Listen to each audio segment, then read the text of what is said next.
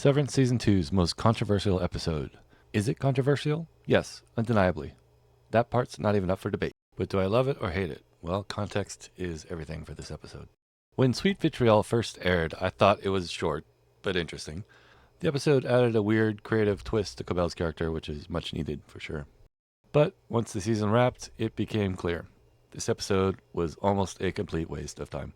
And here's why. Timing. This story, it didn't belong here. Honestly, it felt like a preview for a different Lumen arc. That's probably something that's going to come next season. It had nothing to do with Season 2's momentum. Value. What did this episode actually do for Season 2's arc?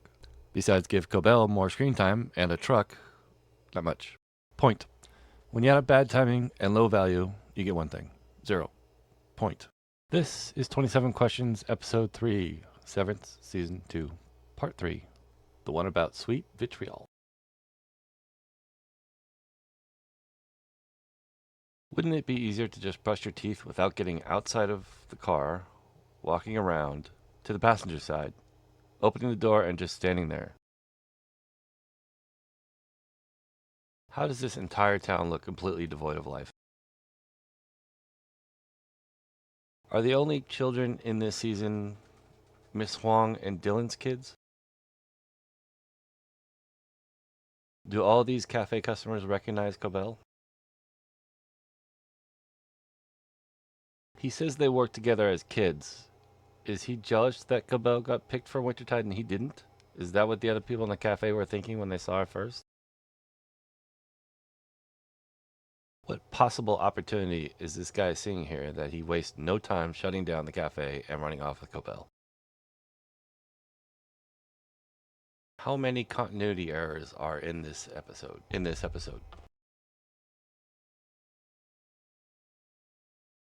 Is it common to call a street North Pine in a town with no trees? So Lumen might be monitoring the cafe, but not the factory? Sissy is the pariah in a town of ether addicts. What is this googly-eyed ball of puff? So, child, do not test me were really her mom's last words. Mr. Egan saw Kira in her, like he does in Helly R. Cobel's and Egan? Is that other guy? Is everyone? How many times does Sissy lie in this episode? Cobel found no pain in there. She actually felt pretty good. She passed out, took a nap, got high on ether, kissed some guy, figured out where her schematics were, and left with what she came for.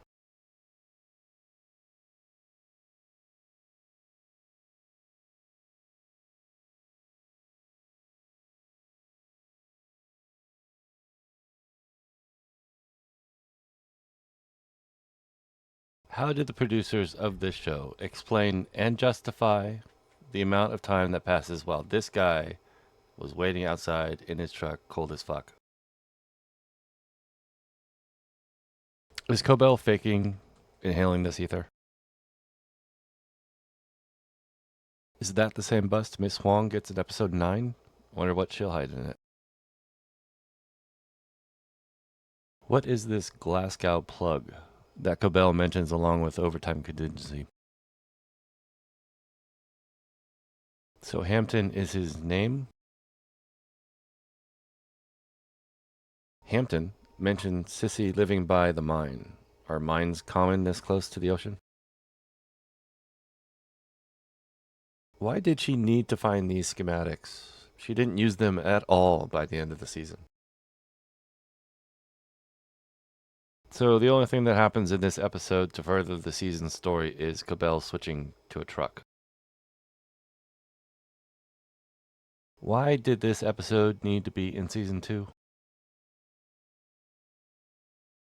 A lot of questions came up for the show's producers in Sweet Vitriol, but honestly, I doubt getting answers to most of them would really change our understanding of the season as a whole.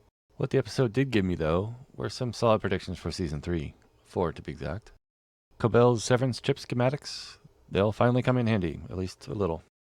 We haven't seen the last of Salt's Neck residents. At least a couple of them should be back for Season 3. We'll get to learn what the Glasgow plug is. And Miss Wong? She'll be hiding something in the bottom of that head statue of James. Mark my words. I'll be compiling all of my Season 3 predictions into one beautiful little video at the end of my Season 2 coverage. If you've made it this far, thank you.